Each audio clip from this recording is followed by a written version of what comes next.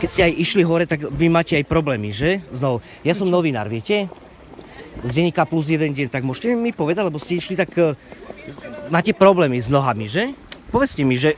Ale povedzte mi.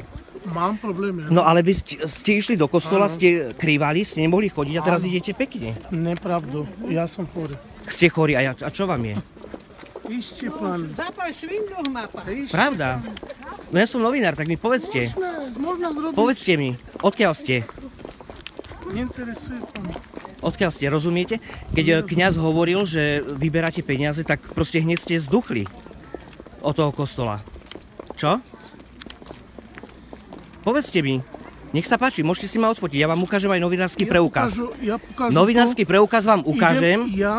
Advokát to biorę i to pan vy zobaczysz. Odkiaľ že ste? nemáš právo.